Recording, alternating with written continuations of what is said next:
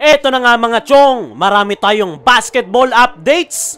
Jared Dillinger ayaw pang magretiro at mag-giveaway sa mga batang players. Coach Tim Cone, nakukulangan pa sa kanyang kupunan. Matapos nga ang naging performance ng Barangay Ginebra sa kanilang exhibition game kontra New Taipei Kings, ay napakaraming ang takeaways ni Coach Tim Cone sa kanyang kupunan. Napakarami pa nga daw nilang kinakailangang trabahuin bago magsimula ang panibagong season ng PBA. Kahit nga raw nakuha nila ang panalo kontra New Taipei Kings, ay hindi nga raw naging maganda yung performance ng kanyang kupunan. Very obvious nga mga chong na malayo pa sa ine-expect ni Coach Tim Cone yung ipinakitang performance ng Ginebra kontra New Taipei Kings. Pero marami nga rin daw silang player na hindi nakapaglaro, gaya na lang nila Scottie Thompson, Jamie Malonzo, lalong-lalo na itong kanilang resident import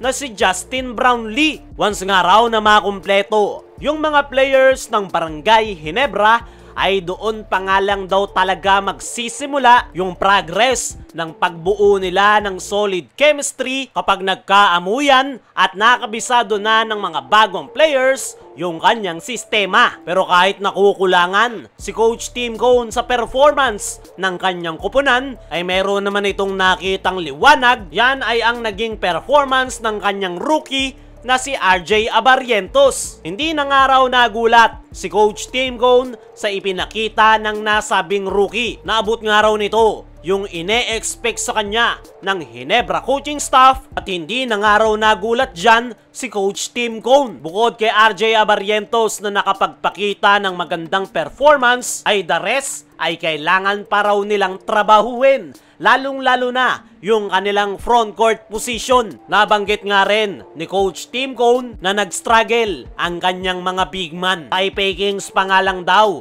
yung kanilang kalaban na maliliit ang player, pero hirap na yung kanyang mga big man. Ano pa kaya pag nagsimula na ang panibagong season ng PBA, kung saan marami ng malalaking big man at malaki ang chance na mga import ang tatrabaho sa loob ng painted area. At yan nga yung concern ngayon ni Coach Tim Cone sa kanyang kupunan. Malaking araw yung problema nila sa kanilang frontcourt position, dahil si Japet nga lang daw yung nakikita ngayon ni Coach Tim Cone na po pwedeng makatulong sa kanila sa loob ng painted area, lalong-lalo na pagdating sa depensa. As of now nga mga chong, ay naninibago yung mga bagong dagdag na big man ng Barangay Ginebra na sila Ben Adamos at Isaac Go. Si Isaac Go ay medyo nakakasabay pa dahil sa kanyang outside shooting, pero pagdating dito kay Ben Adamos ay masyado nga itong malambot,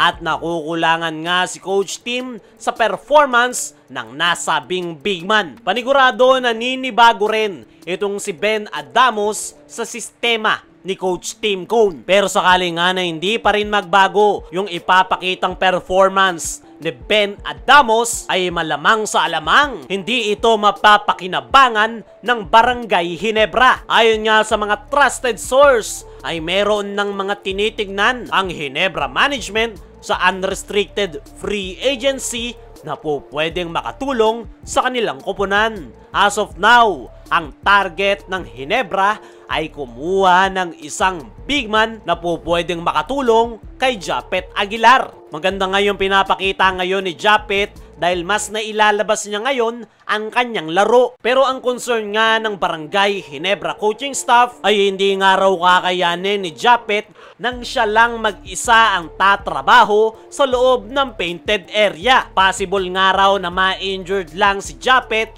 kaya naghahanap sila ngayon ng big man na po pwede nitong makapalitan o makatandem sa loob ng painted area. Kung si Coach Tim Cone ay hindi pa satisfy sa Barangay Ginebra, eto namang si Jared Dillinger ayaw pa ring magretiro para sa mga batang players. Sa ngayon nga mga chong, ay kasalukuyang pinaghahandaan ng Barangay Ginebra ang paparating na panibagong season ng PBA. Nagkaroon nga ng rebuild ang kupunan ni Coach Tim Cone, kung saan binitawan nila si Pringle, Christian Stan Hardinger at Sidney Onwubere. Pero mayroon ngang isang player, ang Barangay Ginebra, na ayaw pa rin talagang mawala sa lineup.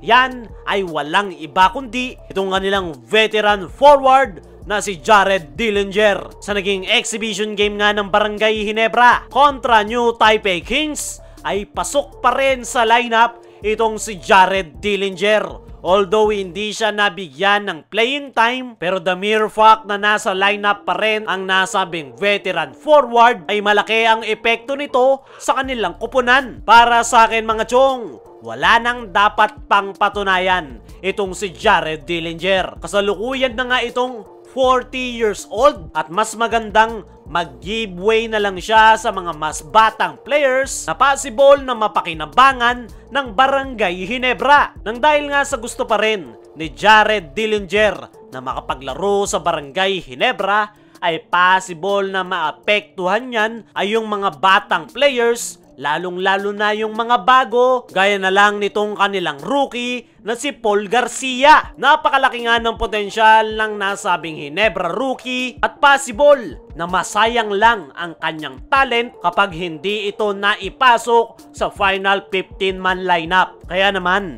gaya ng sabi natin kanina, mas magandang mag-giveaway na lang itong si Jared Dillinger sa mga batang players gaya nitong si Paul Garcia para mabigyan ng pagkakataon na mai-showcase ang kanyang talent. Pero sa ngayon, ayaw pa rin talagang magretiro ni Jared Dillinger at gusto pa rin itong mapasok sa Barangay Ginebra lineup.